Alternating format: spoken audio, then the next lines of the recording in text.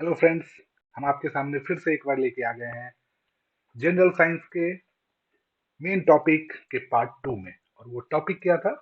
Important branches of science. और एक या दो क्वेश्चन हर बार आपके competitive exam BPSC, SSC, RI, RRB, NTPC, group D, ALP, किसी भी कॉम्पिटिटिव एग्जाम के भी में पेपर में आएंगे। तो इसी के लिए पहला पार्ट भी आप देखना ना भूले। और अब दूसरे पार्ट की शुरुआत कर रहे हैं। पहला है हाइड्रोडायनेमिक्स। और जिन्हें भी हाइड्रोडायनेमिक्स के बारे में थोड़ा सा नाम से पता चल रहा होगा, तो ये इससे आपको ये पता चल जाएगा कि ये लिक्विड के बारे में बातचीत है। तो इसके बारे में बोला भी गया है कि branch of physics that deals with the motion of fluids and the force acting on solid bodies emerged in fluids.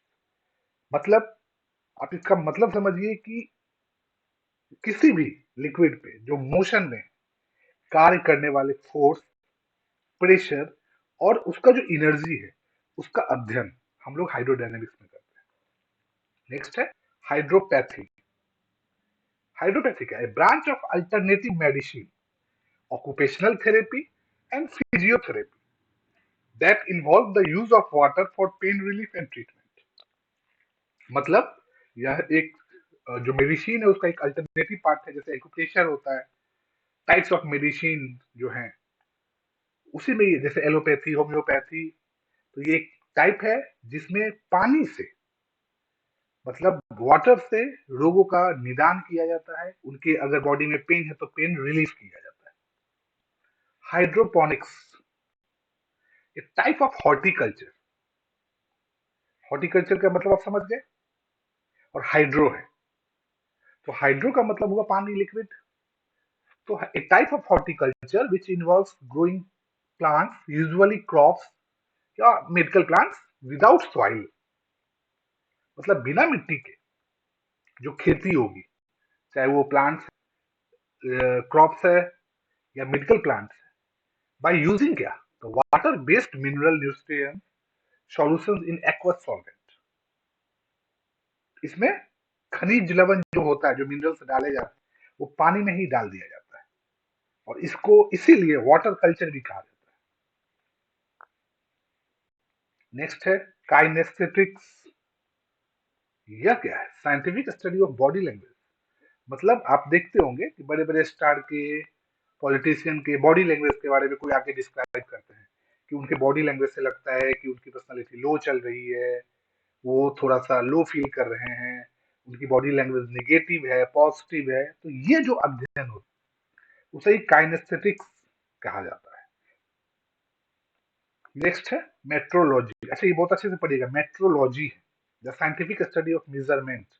मतलब जो माप तौल होता है, किलो, लीटर या सेंटीमीटर, मीटर, किसी भी तरह का, उसकी जो पढ़ाई होती है वो मेट्रोलॉजी में होता है। यही पे आप धोखा खाइएगा। मेट्रोलॉजी और नेक्स्ट मेट्रोलॉजी, दोनों में डिफरेंस है, तो आप यहाँ गलती नहीं करना। तो ब्रांच ऑफ मेट्रोलॉजी का तो आपको पता ही है कि ये वेदर फोरकास्ट के लिए ये यूज किया जाता है। इसमें क्या है कि जो एटमॉस्फेयर है उसमें जो चेंज आते हैं और उस चेंज के कारण लोगों पे क्या असर पड़ता है, अर्थ पे क्या असर पड़ता है, उसी का जो अध्ययन है वो मेट्रोलॉजी के थ्रू करते हैं। नेक्स्ट है mycology, the study of fungi. Fungi का मतलब आप ये मत समझ लेना कि फंगस, क्योंकि आपको पता है कि मशरूम या यीस्ट के लिए फंगूस किया जाता है। नेक्स्ट है obstetrics, a branch of medicine that specializes in the care of women during pregnancy and childbirth। तो किसी भी औरत की मतलब बच्चे होने वाले जो प्रेगनेंसी है उसमें, या बच्चा हुआ या उसके बाद होने वाली डिजीज, पहले होने वाली डिजीज, सबके बारे में जो अध्ययन होती है वो ऑब्स्टेट्रिक्स के थ्रू होती है। नेक्स्ट है ओशनोग्राफी। अब जिन्हें भी ओशन के बारे में पता है, ओशन का हिंदी पता है, तो सीधा आंसर बता देंगे कि समुद्र के बारे में अध्ययन को कहा जाता है। तो शॉर्ट में आप यही बोल सकते हैं, the study of all aspects of the ocean, या मतलब विज्ञान की वो शाखा जिसमें समुद्र और उससे संबंधित जितने भी पार्ट्स है उसका अध्ययन किया जाता है। नेक्स्ट है ओडोंटोलॉजी। जैसे मैं बोलिएगा, ये प्रोनाउंसिएशन करिएगा, तो आपको डोंटो मतलब डेंटल से आ जाएगा। तो ये science dealing with the teeth, their structure and development and their disease. तो दांत या उसके बारे में, जितने भी तरह का दांत का, अब तुमको पता है कि बचपन का दांत कितना होता था, बाद में दांत ग्रो करता है, फिर टूटता है, कौन सा दांत नहीं दोबारा होता, ये सब के बारे में जो पढ़ाई है, स्टडी है, वो ओडोंटोलॉजी में होती है। नेक्स्ट है oneirology, the study of dreams and the interpretation. मतलब जब आप देखते होंगे कि आपको सपना आया, गलत सपना आया, बुरा सपना आया, डरावना सपना आया, और फिर उसके बारे में कि इस सपने का क्या मतलब है, क्यों है, इंटरप्रिटेशन, उसी के बारे में ओनरियोलॉजी बताता है। नेक्स्ट है oncology, the branch of medicine that deal with the study, treatment, diagnosis and prevention of cancer. मतलब कैंसर के बारे में पढ़ाई, उसके ट्रीटमेंट के बारे में पढ़ाई, डायग्नोसिस के बारे में पढ़ाई, उससे बचने के उपाय, इस सब के बारे में जो मेडिसिन की ब्रांच है, पढ़ाई होती है, वो ऑन्कोलॉजी कहलाती है। ऑप्टिक्स, ऑप्टिक्स तो ऐसे भी देख के बता, जो भी बच्चा 10th तक पढ़ाई किया है वो ऑप्टिक्स के बारे में बता देगा कि ऑप्टिक्स का मतलब क्या है, लेंस जो हम लोग पढ़ते हैं। तो इसमें क्या होगा, तो ऑप्टिक्स में क्या होगा कि कोई भी प्रकाश, लाइट, उसके सब टाइप्स ऑफ एस्पेक्ट्स के बारे में, प्रॉपर्टी के बारे में, बिहेवियर के बारे में, इसमें हमारी पढ़ाई करते हैं। ऑप्थोमोलॉजी, अब ऑप्टिक्स आया, उससे ही आगे ऑप्थोमोलॉजी आया। तो आंख, आंखों की बीमारी, आंखों का ऑपरेशन, उस सब के बारे में जो अध्ययन होता है, जो ये मेडिकल साइंस के बारे में हम लोग बात कर रहे हैं, वो ऑप्थोमेलॉजी के अंदर आता है। नेक्स्ट ऑर्निथोलॉजी, यह ब्रांच है जूलॉजी का, और इसमें बर्ड्स के बारे में स्टडी की जाती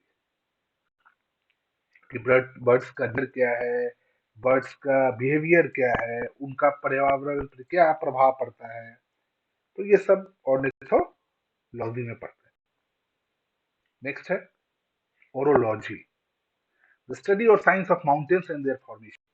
कौन सा पहाड़, कौन सा पर्वत कितने साल पुराना है, इसका ग्रो हो रहा है, ये खराब हो जाएगा, टूटेगा, ग्लेशियर है, क्या है, इस सब के बारे में ओरोलॉजी में हम पढ़ाई करते हैं। नेक्स्ट है olfactology, the medical science which studies the sense of smell. जो स्मेल आती है, जो हम लोग सूंघने की जो हमारी पावर है, तो जिसको हम सूंघते हैं, जो स्मेल है, उसकी पढ़ाई जो मेडिकल साइंस में होती है, वो ऑल्फैक्टोलॉजी के थ्रू होती है। नेक्स्ट है pomology, a branch of botany that studies fruits and its cultivation। फल, उसके उत्पादन, उसका ग्रोथ, उसकी सेफ्टी, उसके नस्ल में सुधार, जैसे मतलब हाइब्रिड बनाना, आदि का जितना भी चीज है, इसका अध्ययन पोमोलॉजी के थ्रू होता है। सिस्मोलॉजी तो आपको ही बता दीजिएगा कि हम इससे पहले भी जानते हैं, अर्थक्वेक्स के बारे में जो स्टडी होती है, जिस थ्रू होती है, वो सिस्मोग्राफ करते हैं, और जो टेक्निक्स, जो पढ़ाई ब्रांच से पढ़ाई होती है, वो सिस्मोलॉजी कहलाती है। अगर सिस्मोलॉजी समझ में आ गया, कॉस्मोलॉजी भी समझ में आ जाए। वो सिस्मोलॉजी है अर्थ के बारे में, कॉस्मोलॉजी हो गई कॉस्मेटिक के बारे में। तो कॉस्मेटिक में हम लोग क्या पढ़ते होंगे, आप समझ गए कि कॉस्मेटिक्स का क्या होगा। तो जितने भी मतलब कॉस्मेटिक, कॉस्मेटिक मतलब क्या, सौंदर्य, क्या बोलते हैं उसको, सुंदरता, उसके लिए जो क्रीम्स, पाउडर्स, फेस वॉश, ये सब लगाए जाते हैं, इस सब की जो है कि कौन से स्किन पे कौन सा काम करेगा, कौन सा पार्ट नहीं काम करता है, ये सब का जो पढ़ाई है, उसको हम लोग कॉस्मोलॉजी कहते हैं। नेक्स्ट है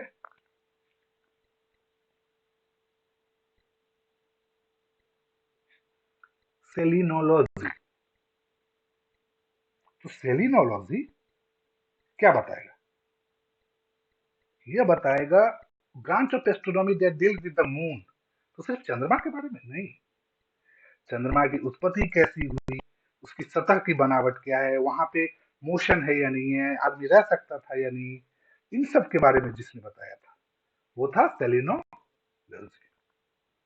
नेक्स्ट है sericulture, sericultivation of silkworm to produce silk. मतलब आप रेशम के कीड़े का नाम सुने होगा, तो रेशम के कीड़े जो जो रेशम बनाते हैं, पैदा करते हैं, उनके बारे में अध्ययन के लिए जो तकनीक है, उसको सेरिकल्चर कहते हैं।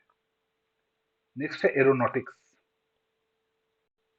तो एरोनॉटिक्स क्या होगा, the science involve with the study, design and manufacturing of air light capable machine. मतलब एरोनॉटिक्स मतलब लाइट, रॉकेट्स, एयरक्राफ्ट, इसके बारे में जो अध्ययन है, उसको हम लोग एरोनॉटिक्स करते हैं। Exobiology, the study of the origin, evolution and distribution of life within the context of cosmic evolution. मतलब पृथ्वी के अतिरिक्त, क्योंकि हम लोग जितना जानते हैं कि पृथ्वी पे जीवन है, इसके अतिरिक्त अन्य किसी ग्रह पे लाइफ है, इसके बारे में जो अध्ययन होती है वो एक्सोबायोलॉजी कहलाती है। एस्थेटिक्स, ब्यूटी, सौंदर्य और उसके टेस्ट के बारे में, नेचर ऑफ ब्यूटी, टेस्ट, उसके बारे में जो अध्ययन होती है, जो फिलोसफी का ये पार्ट है, उसको एस्थेटिक्स कहते हैं। Ethology, scientific study of non human animal behaviour, मतलब कोई भी, जैसे आपने सुना होगा कि ये नरभक्षी हो गया, शेर, बाघ, तेंदुआ, नहीं अब शेर, बाघ, तेंदुआ है, नरभक्षी कैसे हो गया, कैसे पता चला? तो इसका जो स्टडी होता है कि ये बूढ़ा हो गया है, इस चीज की केयर की जरूरत है, ये सब की पढ़ाई इथोलॉजी के थ्रू होती है। नेक्स्ट है horology, the study of the measurement of time, जितनी भी घड़ी है इनकी जो पढ़ाई है, घड़ी मतलब देखने वाली, जो जिससे हम टाइम पता लगाते हैं, होरोलॉजी के थ्रू होती है। हीलियोथेरेपी, थेरेपी है मतलब ये बीमारी के बारे में है। The use of light from the sun to treat medical condition, sun, सूरज की धूप, जो रोशनी है, उससे किसी की बीमारी को ठीक करने की जो थेरेपी है उसको हीलियोथेरेपी कहते हैं। तो ये हमारा 99.9% हमने जो मेन मेन चीज थे, साइंस के ब्रांचेस थे, जैसे उसमें मेडिकल साइंस हो, फिजिक्स हो, केमिस्ट्री हो, बॉटनी हो, जूलॉजी हो, सबके बारे में हमने यहाँ पे पढ़ाई की है। तो आपको क्या करना है, एक बार देखना है, मैंने एक साथ नाम वाले, एक टाइप के नाम वाले को जानबूझ के एक साथ रखा है, ताकि आपको ये ना दिक्कत हो कि एक अभी पढ़े कहीं वही तो दोबारा नहीं आ गया। तो आपको क्या करना है कि दोनों तीनों जो भी है एक समान लग रहे हैं आपको, उसका डिफरेंस अच्छे से देख लेना है, क्योंकि पेपर वाला जो पेपर सेट करेगा वो जानबूझ के ऐसे देगा कि मेट्रोलॉजी और मेट्रोलॉजी दोनों में बहुत कम डिफरेंस, और एक झलक में तो आपको पता भी नहीं चलेगा। तो आपको इसको ठीक करना है, इसीलिए इसको पढ़ते रहिए। जीएस में हम ऐसे ही सवाल जवाब लेके आते जाते रहेंगे। बहुत बहुत धन्यवाद।